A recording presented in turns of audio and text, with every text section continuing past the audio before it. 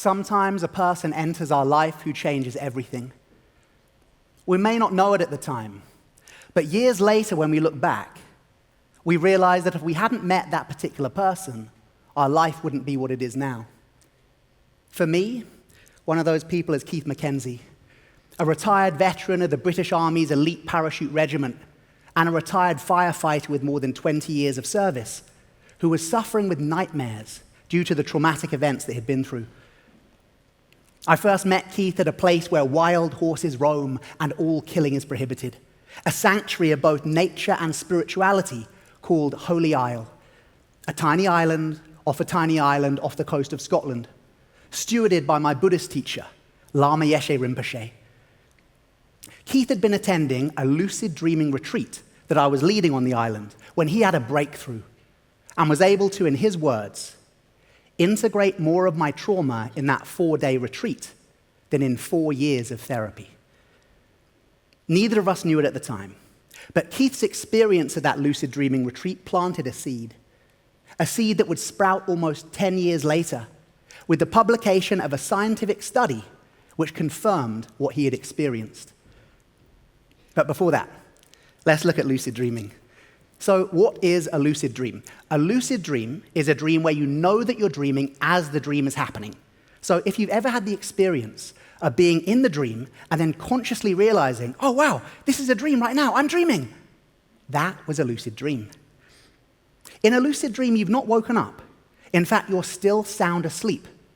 But part of the brain, it's called the right dorsolateral prefrontal cortex. Don't worry, you don't need to remember that. It's basically this part here, becomes reactivated, allowing you to experience the dream consciously and to direct the dream at will. Lucid dreamers can literally choose what they want to dream about in real time. Although some people can lucid dream naturally, my job for the past 15 years now has been teaching people how to have lucid dreams. I've taught at meditation retreats and Buddhist temples, as well as been part of research teams at sleep laboratories exploring the effects of lucid dreaming on the brain.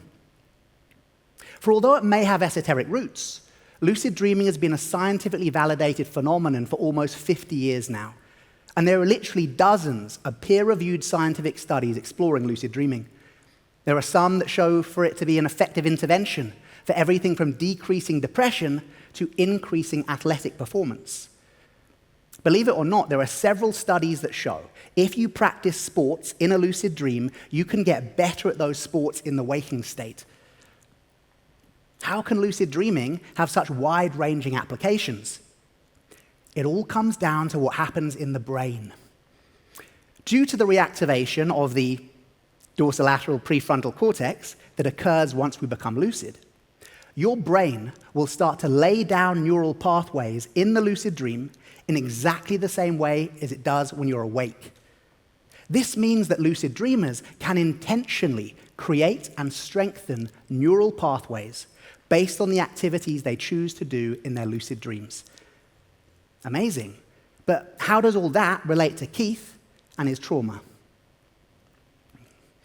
Essentially, due to this reactivation, your brain cannot and does not differentiate between waking and lucid dream experience, meaning that if you integrate a trauma in a lucid dream, as far as your brain is concerned, you have actually integrated that trauma, and the brain will start to rewire its neural circuitry in order to reflect this. And that's why, as Keith found out at that retreat, lucid dreaming is now being seen as one of the most promising new interventions for trauma and PTSD currently available. PTSD, or post-traumatic stress disorder, is an often disabling condition which can occur after exposure to a traumatic event.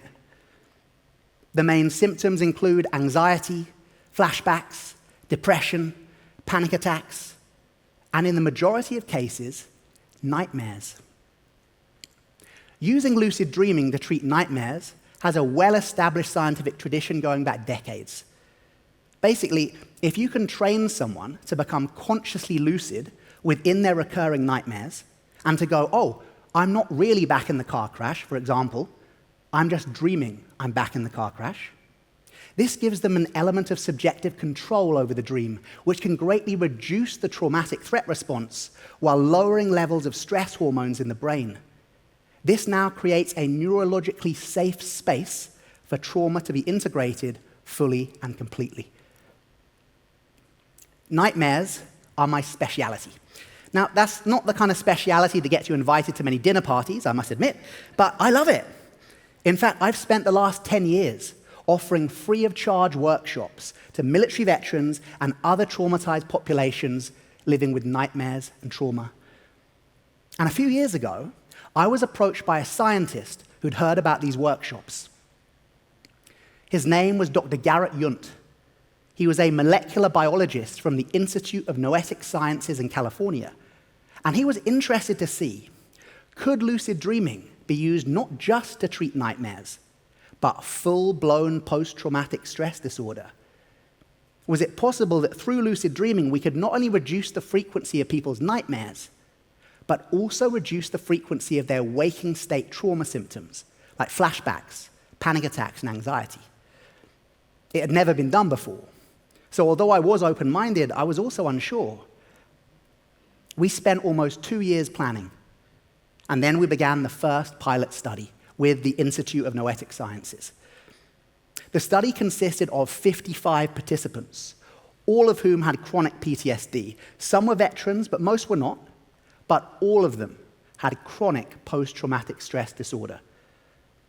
Over 6 days, they were given 22 hours of live lucid dream tuition offered online via Zoom, in which they were taught not only how to have lucid dreams, it is a learnable skill, you can teach someone how to do it, but specifically how to use their lucid dreams to transform their nightmares and to integrate their trauma. At the start of the week, they were surveyed for their current level of trauma, and then at the end of the 1-week study, they were surveyed again. So basically, we could see, did their level of trauma go up, down, or stay the same? Then 4 weeks later, they were surveyed again, so we could see, was there lasting change? James Scurry, an accredited British psychotherapist, was on hand at all times for safeguarding and well-being, to allow the participants to concentrate single-pointedly on their aim, which was have as many lucid dreams as possible within that 1-week period, and in each of their lucid dreams, intentionally transform their nightmares and integrate their trauma. What did that actually look like in practice? Remember earlier we said how when you become lucid, you have an element of subjective control over the dream, and you can choose what to do. So some of the participants became lucid in their dreams and then consciously chose to call out in the dream statements of healing intent, like affirmations, such as, "Pain body, I release you." Other dreamers became lucid within their recurring nightmares, and then were able to intentionally change the ending of their nightmare from a traumatic ending to a non-traumatic ending. One woman got even more creative. She became lucid and consciously within her dream called in her inner lioness, a symbol of power. And she spent her lucid dream being guided around under the lioness's protection. She said, "For the first time in my life, I felt safe in my dreams. I woke feeling refreshed and relieved. I've gone from dreading my sleep to looking forward to my dreams now." So without doubt, they had powerful experiences.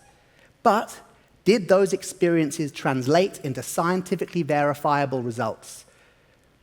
This is where it gets interesting. The results were published in June 2023 in the peer-reviewed scientific journal Traumatology. And they demonstrated, and I quote, "The vast majority of the group experienced a remarkable decrease in their post-traumatic stress disorder symptoms within 1 week through using lucid dreaming alone." By the end of the 1-week study, not only had their nightmares greatly decreased, but their levels of waking state trauma, such as panic attacks and anxiety, had also greatly decreased too.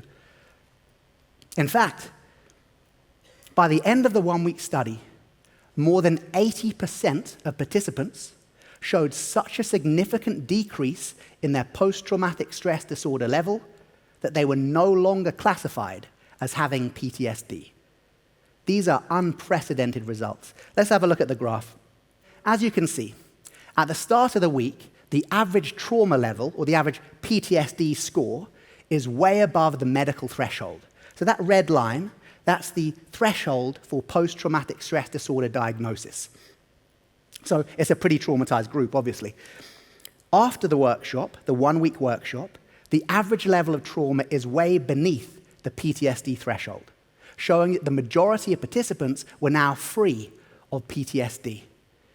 Then, 4 weeks later, there was lasting change. In fact, they seem to be getting a bit better.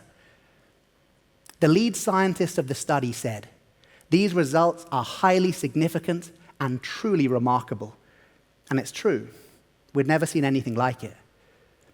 Although this was just a pilot study, we've since conducted a 100-person randomized control study, which is like the golden standard. It followed the same one-week protocol, using the same techniques, and yes, we managed to replicate results again, this time under controlled conditions, with the vast majority of participants being free of post-traumatic stress disorder within 1 week through using lucid dreaming alone. So, what both the pilot study and the 100-person randomized control show us is that lucid dreaming, without doubt, is one of the most promising and powerful new interventions for treating post-traumatic stress disorder currently available. It's non-addictive, it's non-invasive, it's non-medical, it's free, and you literally do it in your sleep. This could change everything. 80% of those participants who had chronic PTSD no longer had chronic PTSD by the end of 1 week. What about Keith? Keith never got to witness the results of the study that he inspired. He died in late 2021. In my role as a Buddhist chaplain, I had the honor of being by his side as he died. And I like to think that he died with the same level of lucidity in which he dreamt. So I dedicate this talk to Keith. I want to leave you with a quote from one of the veterans who attended a course that Keith himself organized. They said, "These practices have given us a new circle. We used to have a circle of despair, but now we've got a circle of hope." Thank you.